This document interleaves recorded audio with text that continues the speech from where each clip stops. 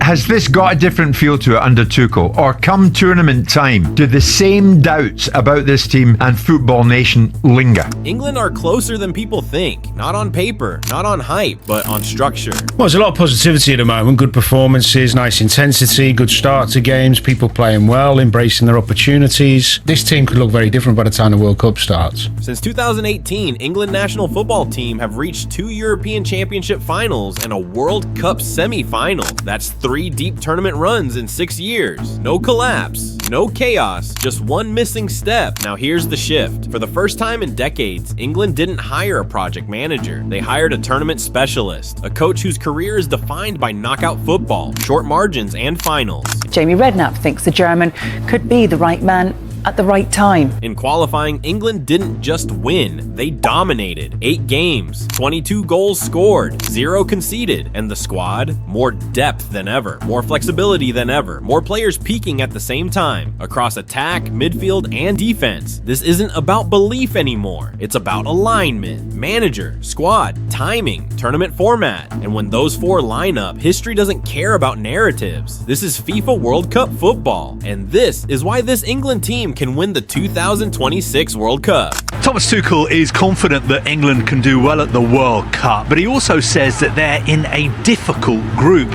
So let's just have a look. For years, England kept circling the same questions. Can we play better football? Can we unlock more talent? Can we finally impose ourselves on the big stage? But World Cups don't care about how good you look over 38 games. They care about what you do in 7. That's the context behind the appointment of Thomas Tuchel, and it's why this decision feels fundamentally different from anything England have done before. This wasn't a rebuild hire. This wasn't a long-term philosophy pitch. This was England acknowledging a hard truth. The margins now are tactical, psychological, and situational. Tuchel's contract tells the story before he even speaks. 18 months, January 2025 to the end of the 2026 World Cup. No safety net, no legacy project. Just one objective: take an already elite squad and turn it into a tournament machine. And if there's one thing Tuchel's career proves, it's that he knows exactly how to do that. Look at his track record, club by club. At Borussia Dortmund, he inherited a fractured squad after Jurgen Klopp's exit and immediately restored structure. He won the DFB Pokal in 2017, Dortmund's first major trophy in 5 years, while overseeing one of the most tactically flexible Dortmund sides of the modern era. Players like Ousmane Dembélé and Julian Weigl didn't just play under him, they evolved. More positionally intelligent, more tactically disciplined. Then came Paris Saint-Germain, a club drowning in individual brilliance but historically unreliable in Europe. Under Tuchel, PSG didn't suddenly become perfect, but they became coherent. In 2020, he took them to their first ever Champions League final, not with chaos, with compact shapes, controlled transitions, and a defensive structure that finally held together under pressure.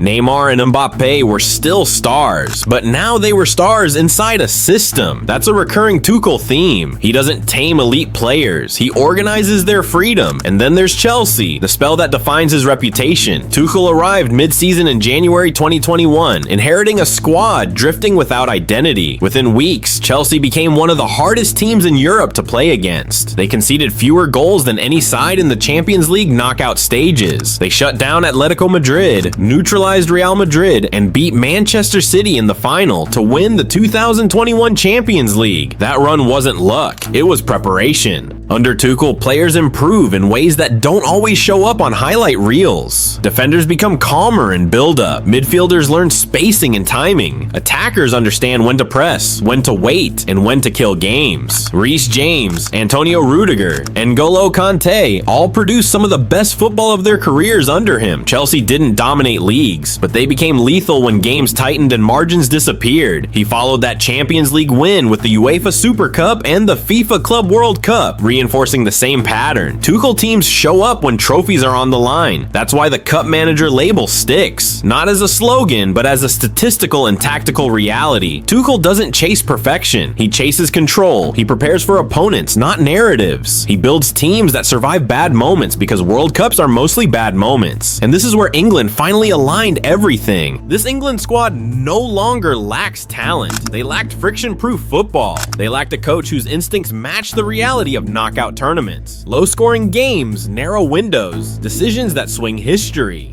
Tuchel has lived in that world for over a decade.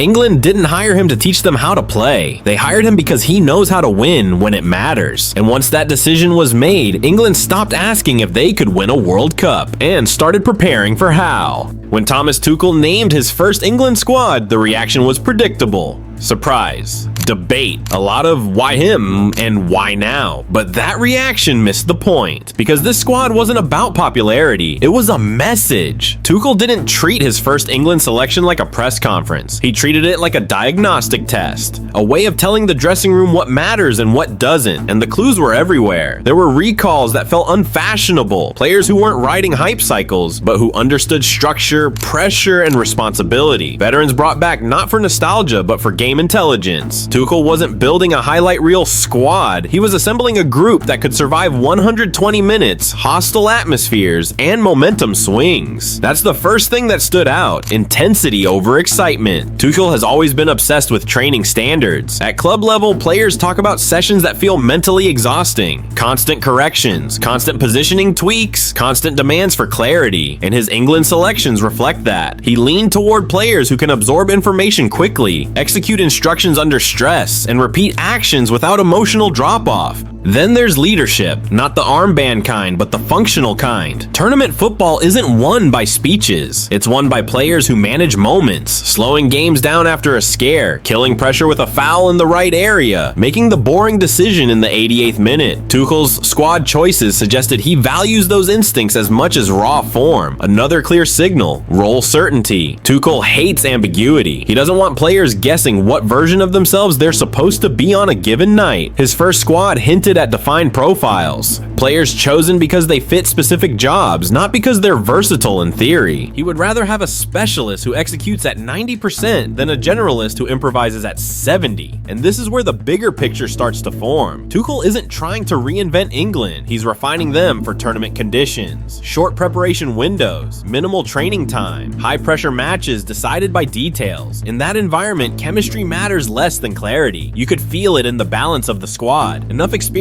to steady the room, enough energy to sustain intensity, enough tactical intelligence to switch shapes mid-game without panic. This is also where the idea of tournament survival comes into focus. Tuchel teams are built to suffer without fracturing, to defend leads without retreating into chaos, to stay alive when the rhythm breaks. That's why his selections prioritize mental durability as much as technical output. England have had talented squads before, stacked squads full of stars in form. What they haven't always had is a group chosen specifically for the reality of World Cups, where control beats expression and resilience beats rhythm. Tuchel's first England squad didn't promise fireworks, it promised function. And in tournament football, function is usually the first step towards silverware. Here's the part people keep getting wrong about England. They talk about talent like it's the whole story, as if having good players automatically wins you a World Cup. It doesn't. Tournament football is a stress test.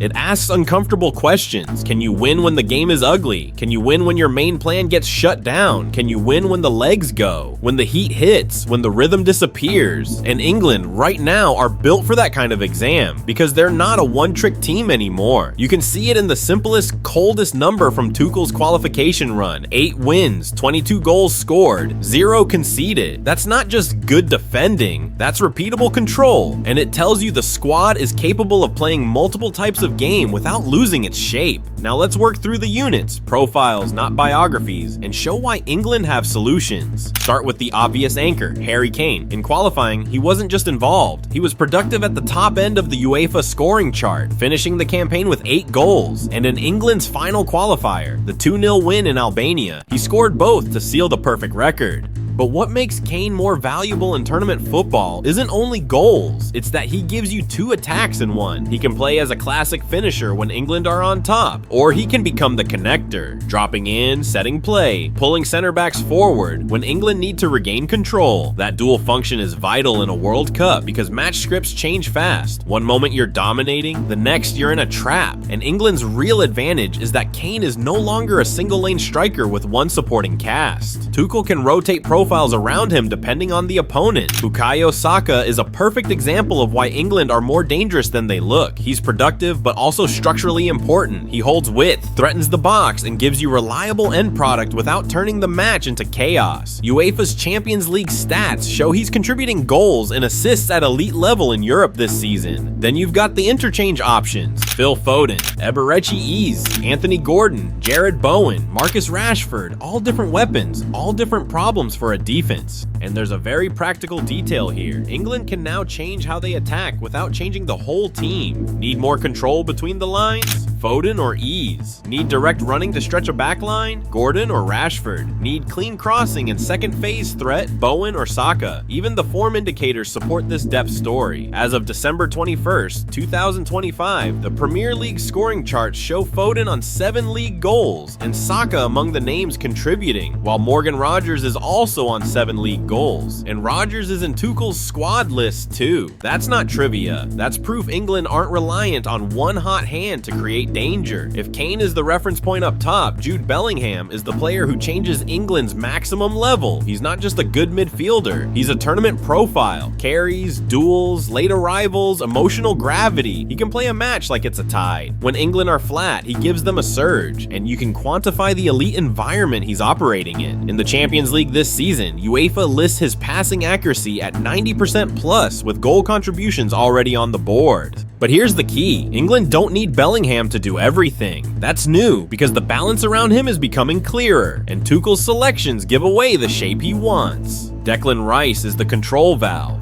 He's the one who makes tournament survival possible, covering transitions, winning second balls, stabilizing the middle when games become frantic. Then Tuchel has loaded the room with midfielders who can play different match types. Adam Wharton for rhythm and circulation, Alex Scott for energy and connection, even Jordan Henderson as a signal of leadership and structural thinking. Now think about what that means tactically. International football is often about problem solving more than patterns, and England can solve problems in midfield without tearing up the entire 11. If they need security, Rice plus controller. If they need legs and pressing, Rice plus runner. If they need more creativity between lines, Bellingham higher with a stable pivot beneath. That's answers in every phase in its cleanest form. The most telling thing about England's defense under Tuchel isn't a single player. It's the fact they completed qualification without conceding a goal. And what's fascinating is how this defense looks when you watch the details. In the Albania match report, there's a tactical nugget that matters. John Stones stepping into midfield early, and Rice making runs into the box at times. A hint of Tuchel's love for center backs who can change the structure and possession. That's classic Tuchel territory. Your defenders aren't just defending, they're helping you control the middle so you can control the match. Now look at the profiles Tuchel has available from his squad pool. Stones, organizer, build-up quality, can step in. Mark Guehi, Ezri Konsa, Jarrell Kwanzaa, modern defenders who can handle space and win duels. Dan Burn gives you set-piece threat and aerial dominance, the kind of tournament utility that swings tight games. Reece James, Djed Spence, athletic wide defenders who fit a wingback or fullback role depending on structure. And that matters because World Cups often come down to 2 types of moments. Transition moments: can you survive the counter when you lose the ball? And set-piece moments: can you create goals when open play gets locked? England have profiles for both.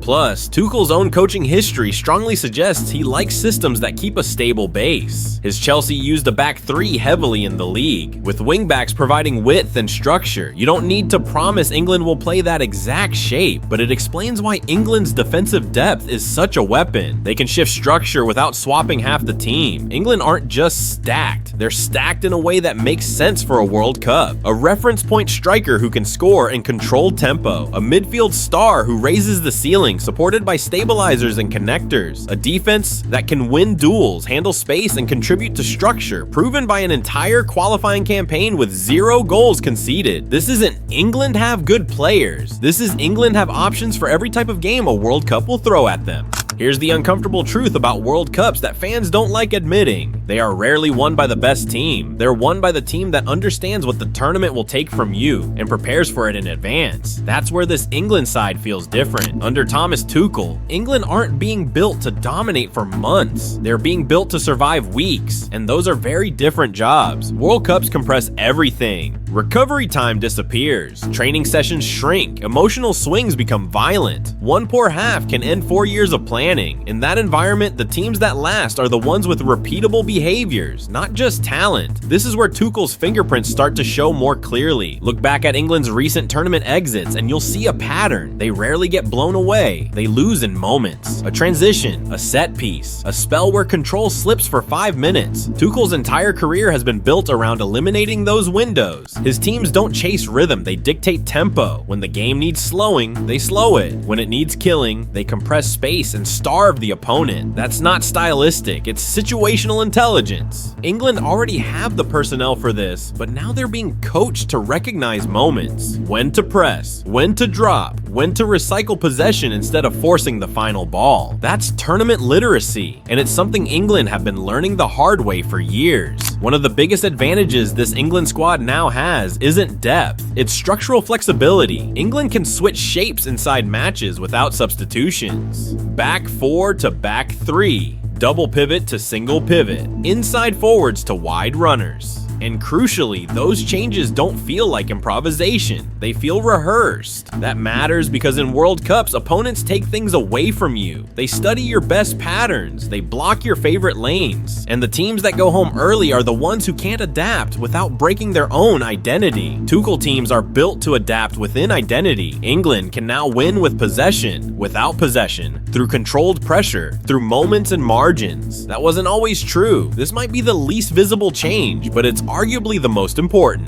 England have played finals, semi-finals, penalty shootouts. They know the weight of the badge now, but Tuchel's selections and structures suggest he's actively managing emotional exposure. There's experience spread across the pitch, players who have lived through title races, European knockouts, hostile away nights. Not everyone is there to be expressive. Some are there to absorb pressure so others don't have to. Tuchel understands that tournaments are not won by 11 heroes. They're won by squads that carry stress collectively, and that's why you see England leaning toward balance rather than spectacle. Set pieces, game states, fouls in the right zones, rest defense after attacks. These are not glamorous details, but they are decisive ones. England have already shown in qualification that they can defend leads without retreating into chaos. They can protect narrow advantages without inviting siege football. That's a learned behavior, and it aligns directly with how Tuchel has always coached at the highest level. World Cups are decided by one corner, one counter, one lapse of concentration. England are no longer pretending those moments will take care of themselves. This isn't about predicting trophies, it's about recognizing readiness. England finally look like a team built for the environment, not just the occasion. The squad makes sense, the structures make sense, the coaching instincts make sense, and when those elements align, talent stops being a promise and starts becoming a weapon. What comes next is the hardest part of all, not building the team, not selecting the squad, but navigating the tournament itself, the draw, the matchups, the moments where one decision tilts history. That's where World Cups are really won. If this were propaganda, this is where we'd stop asking hard questions. But World Cups punish teams that ignore their own fault lines, and England still have a few. The first is availability. England's ceiling depends heavily on a core group staying fit through a brutal calendar. Knockout tournaments compress risk. One muscular injury, one mistimed overload, one fatigue-driven lapse, and suddenly your best structure is theoretical. England's depth is strong, but certain roles are not interchangeable. Lose too many senior minutes in key areas and clarity starts to wobble. Then there's balance, especially in big matches. England have attacking variety, but tournament football often forces you into games where the opponent refuses to engage. Low blocks, 5-man defenses, midfields that collapse space and dare you to break them down. England have solutions, but not guaranteed ones. Chance creation against deep, organized sides remains a stress point, especially when transitions are denied and patience is tested. This is where control can become caution if the timing is wrong.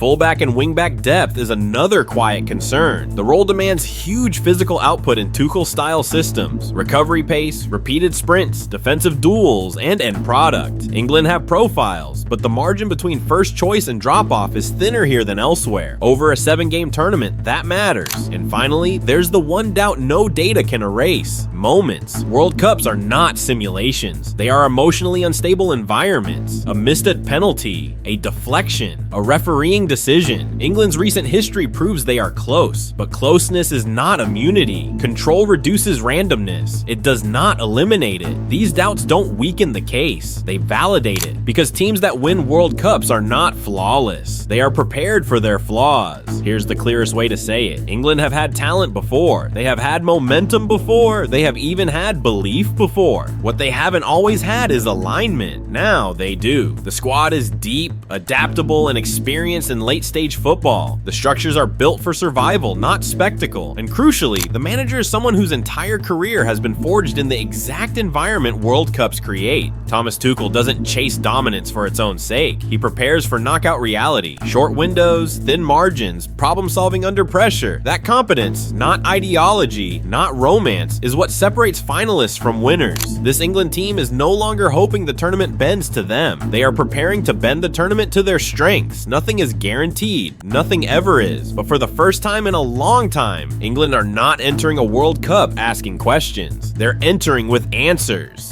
And that is why England can win the FIFA World Cup in 2026.